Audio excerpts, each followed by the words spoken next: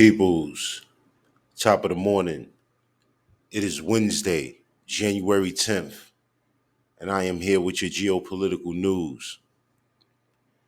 Al Jazeera reports Israel's war on Gaza live.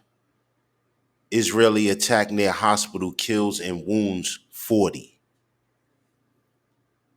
So now I'm just going to play some of this video. I don't know if this video is actual footage of this situation because this is a live update. So maybe it is, maybe it isn't. But I'm going to play this video. As I said before, the video is actually just a live update. So the video is playing in real time, different news segments and things that are happening. So this Israeli attack is probably news footage of it. But like I said, this is a live update. So they're just going to be playing, repeated news reels in real time or what they, feel like is in real time.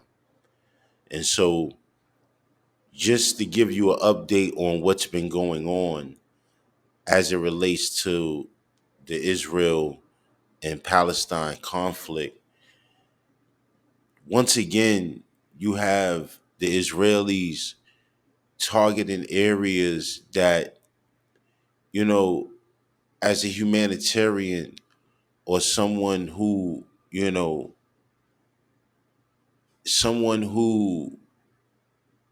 feels a serious disdain or a serious hurt when you see your fellow human being in distress. It just, you know, once again, it's a hurtful thing to know that you're targeting areas that if one would use their intellect, it doesn't make sense.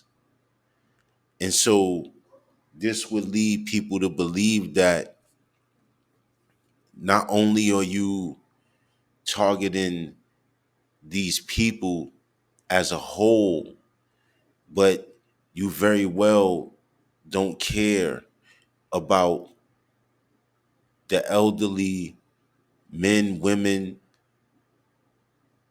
the men, women, and children that are innocent civilians.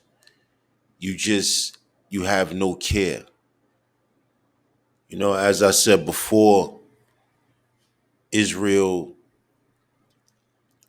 is now fighting a case that, or will be fighting a case that South Africa has brought against it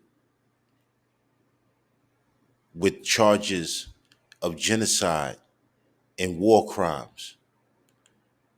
And so I will continue to keep you guys updated as it relates to that situation and how it unfolds. But not only will the world be paying attention to the continued conflict with Palestine and Israel, but the world will also be paying attention to what happens with the case that South Africa has brought against Israel.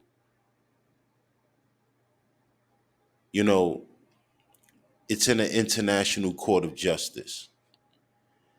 And so, I wonder how much pull, how much leverage the United States of America has. The United States of America and its Western allies inside the International Court of Justice. Because for the United States to be releasing statements and using words like counterproductive and baseless, it's almost to just dismiss the case. It's almost to just dismiss the claim without even analyzing it, without even receiving the information and analyzing that information, without even moving forward. There are people on this planet, especially those that are allies to Israel, that would love to just dismiss this situation. They would love to just dismiss it. And this is the issue. And I don't think that they, you know, I don't think that they understand that this is the essential issue. And when I say they, I mean the powers that be. Understand, when I speak to you guys, there's really no race that I see as the culprit. I see all races or anyone who's involved in such a thing as the culprit. And that can very well mean those that look exactly like me. So I'm not disillusioned to the fact that the enemy comes in all shapes, sizes, and colors. And so, like I said, when I speak to you guys, I don't want it to come across as racial, because there's nothing racial about how I feel, about the anger, the distress, the hurt. There's nothing racial about it. And this planet, this planet that we call Earth, the reality of the situation is there's good people and there's bad people. And that's just basically it. And then there's good people who are persuaded to become bad people. And there's bad people who've done horrendous things in their lives that wish they could be different. And so there's a battle and there's a fight going on planet Earth. If the fight is good versus evil, then there is no color barrier. All you need to do is choose a side. In other geopolitical news, Al Jazeera reports Morocco to lead UN Human Rights Council despite South Africa's disapproval. Secret vote held after 13 African members could not agree on a candidate, as some criticized Rabat's human rights record. Morocco has won a vote to lead the United Nations Human Rights Council despite protests from South Africa that Rabat's human rights record mean it is unfit to lead the council. Once again, if you look at this story and you read between the lines, you can see things clearly for what they are. You know, South Africa has objected to Morocco being able to be in the lead, so to say, as it relates to this Human Rights Council. Now, it's an atrocity because, you know, that's almost like putting, and I don't want to, I'm not going to use this. I'm not going to say that because I don't have enough information as it relates to Morocco or the Moroccan people or the individual that is in a position of power to compare him to such an individual. But if what South Africa is saying is true, then it is hypocrisy. You understand? It is hypocrisy. You know, what I see happening on the world stage is, once again, this is all tactical. So understand what it is what I'm saying when I speak. If I have allies and I have adversaries. Obviously, I have people that are for me and people that are against me. Now, as it relates to the people that are for me, and we are in positions of power, and if we are controlling the overall narrative, then we can then begin to engage with each other in a way where we can strategize. So for instance, South Africa has an issue with what Israel's doing. Obviously, the whole world has an issue with it, but it seems like South Africa is the only one that's willing to step forward and actually put action behind, you know, their feelings. Now, that action is not to be confused with the freedom fighters as it relates to the Houthi rebels, Hezbollah, and Hamas. That action is more direct and it is more physical. But the action that I am speaking of is more of information. It's more of informing and accountability. And so, with that being said, what I see is different nations and different countries moving against South Africa, or at least putting other players in a position of power as to diminish South Africa's power on a world stage. And so, not just their power, but their influence. But these are tricks that we all can see. You understand? Like in this information era, in this technology era, things are not, things are, we, so much of this information has become privy to us. If you are someone who is searching, if you are someone who is a knowledge seeker, and all you do is take a little bit of time, then not only is a lot of these things public record, but you can connect the dots if you are someone who just has a smidgen of intellect. And so, with that being said, this is to me nothing short of undermining South Africa's position on the world stage. This is nothing short of it. And so, as I said in the previous segment, we will continue to follow up on what's going on between the case with South Africa and Israel. But this is just another example of the tactics that are being used on the world stage to suppress the outcry, to suppress the calls and the continuous uprising for a ceasefire in the Palestine and Israel conflict.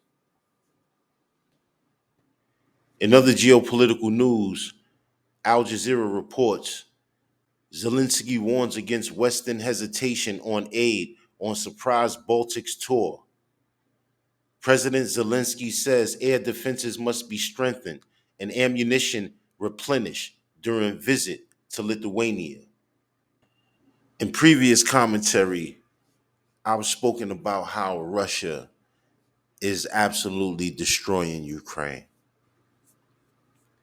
And I don't know if it's being taken as a slight, or, sometimes when I speak, I think maybe some things are taken as a slight, as if I am choosing sides of a situation or in a conflict.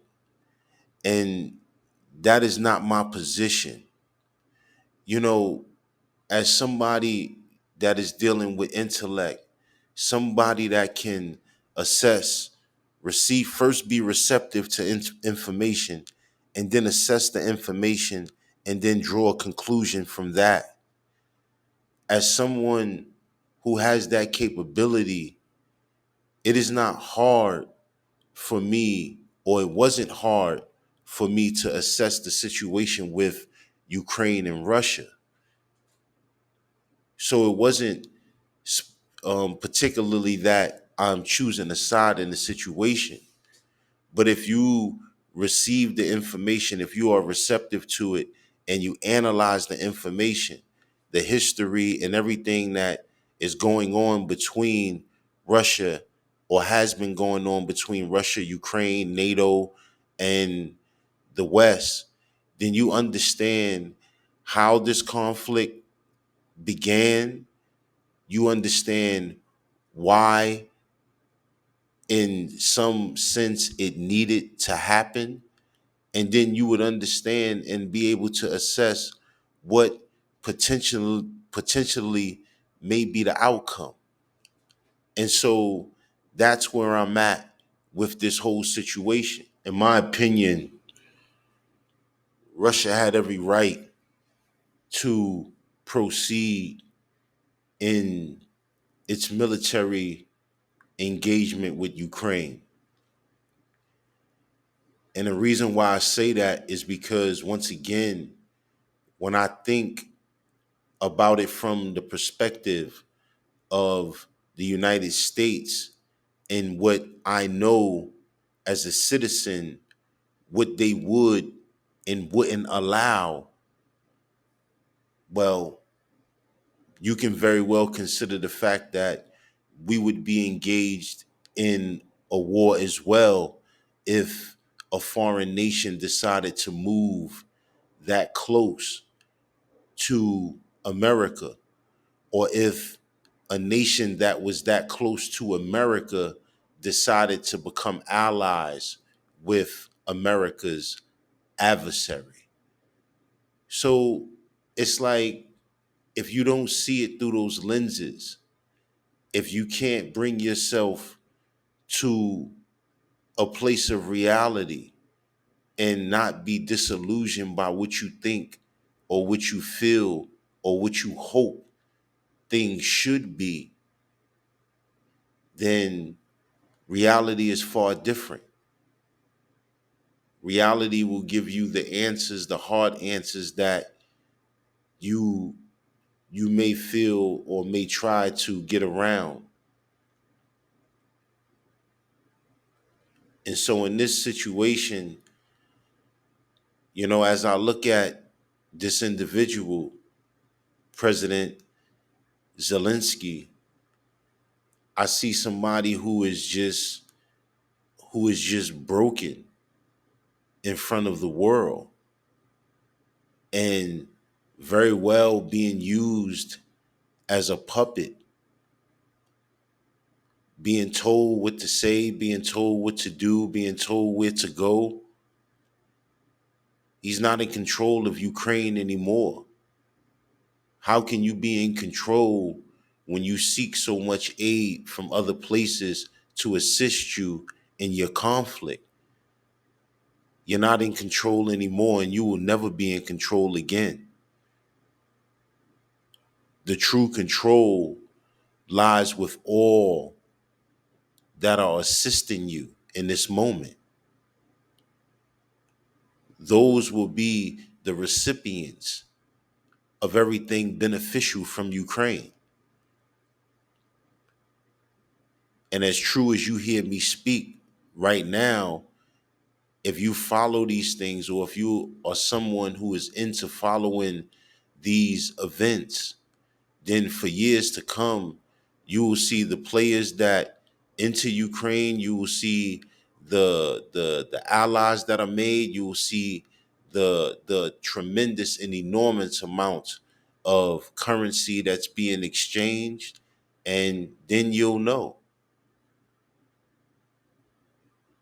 the corporations that's tied to Ukraine that will come in and help Ukraine build this infrastructure. Then you'll know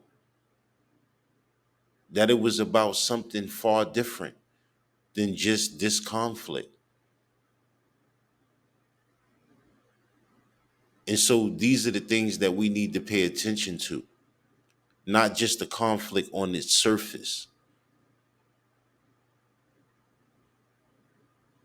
So now this individual has to run around all over the world on his hands and knees and beg for aid, because the aid that's coming from America is just not enough. And it won't be enough, because as I said before, America's painting itself into a corner by involving and engaging itself into so many different conflicts. How many people will you be able to help? And then how will you save face when you abandon people because you're picking and choosing who you ultimately will help? In other geopolitical news, Al Jazeera reports U.S. Ukraine, dozens more condemn alleged Russia North Korea arms transfer. Foreign ministers of nearly 50 countries says such activities breach UN sanctions on North Korea. Dozens of countries have joined Ukraine, the United Kingdom, and the United States in condemning alleged ballistic missile transfers between North Korea and Russia, which they said were in breach of the United Nations sanctions. In a joint statement, European Union Foreign Policy Chief Joseph Borrell, U.S. Secretary of State Anthony Blinken, and the foreign ministers of some 47 countries, including Argentina, Australia, Guatemala, Japan, and South Korea, condemned the alleged arms transfers in the strongest possible terms, saying the weapons had been used against Ukraine on December 30th and January 2nd. Now, what is my opinion as it relates to this situation? Well, I don't believe, as I've never believed, that America gets to dictate who can deal with each other on a world stage, especially as it relates to the selling of arms, purchasing arms, buying arms, whatever may have you, exchanging military weaponry. No one controls what the United States does on a world stage. No one controls what the United States does as it relates to anything, whether it be the world stage or outer space for that matter. So no one is in control of what America does. So it is I can only imagine that to a country that is an adversary of America, it is hypocrisy to think that a country who can just very well do what it wants to do can dictate or control what others do. And this is the problem with the world that we live in today, ladies and gentlemen. This is the essential problem. You have those that are in control that believe that they get to dictate what we do, how we do it, what we say, how we say it. And they also believe that they get to dictate and control what information we receive. And so, as it relates to this situation right here, I keep saying it time and time again in video after video. The United States of America and its allies are painting themselves into a corner because your sanctions and everything else that you're doing as it relates to weaponizing currency and just all of the tactics that you're using to try to get the upper hand on your adversary. Slowly but surely, your adversaries are joining together.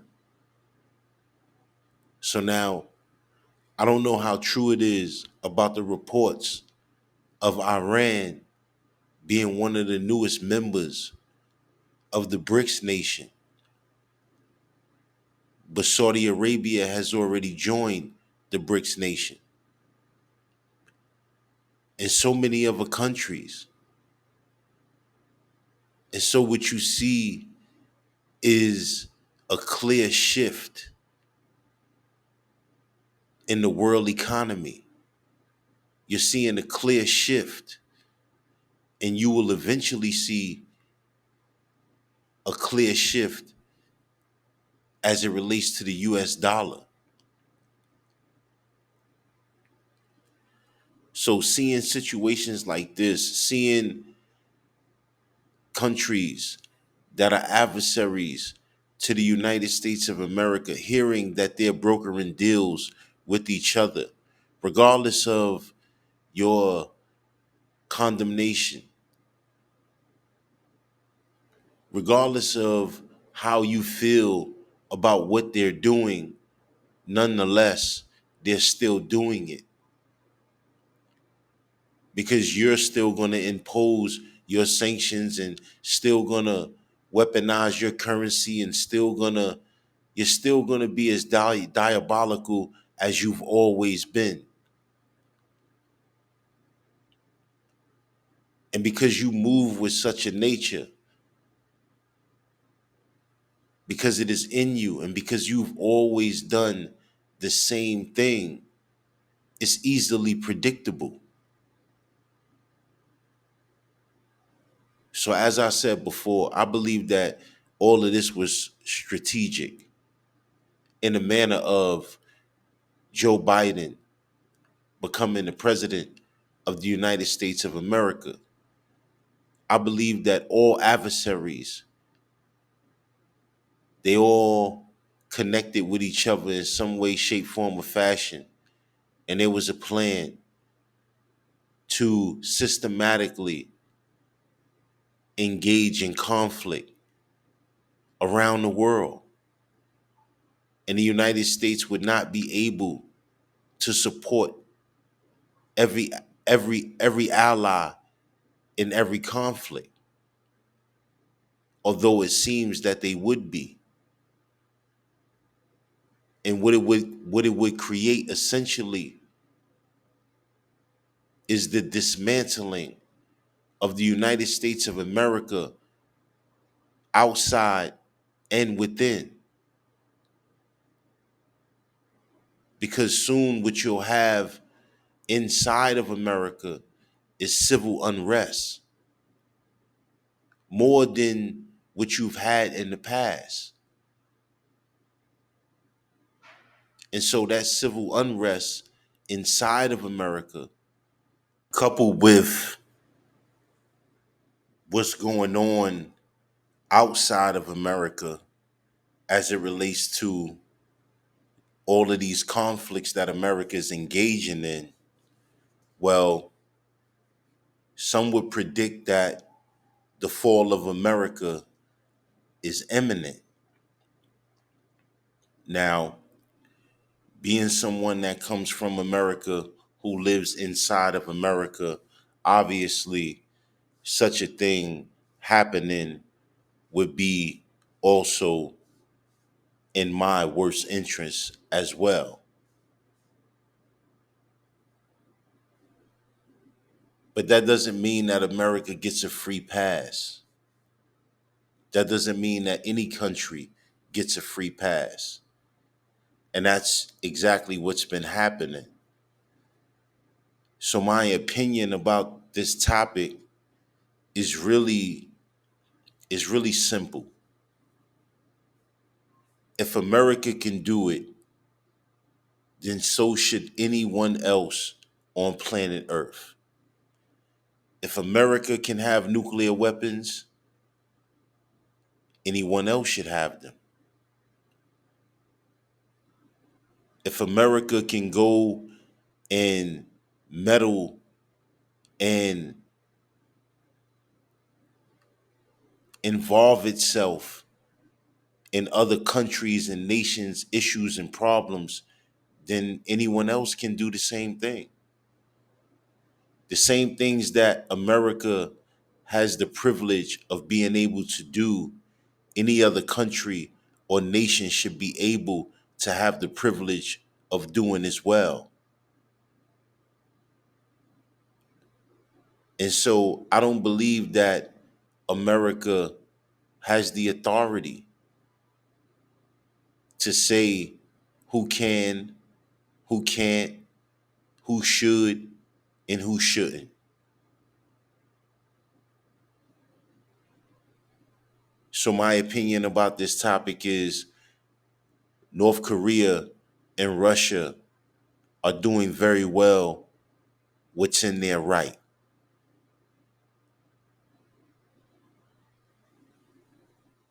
Right now I'm on the X platform, formerly known as Twitter. As most of you should know by now, if you don't know, at Street Icon 1 on the X platform, Street Icon on mostly all platforms, all social media platforms, but Street Icon 1 on the X platform. Drop a comment in the comment section. Let me know how you feel about these situations. Did you know about these stories? How exactly do they make you feel? Drop a comment in the comment section. And always remember, stay vigilant, stay safe. Peace.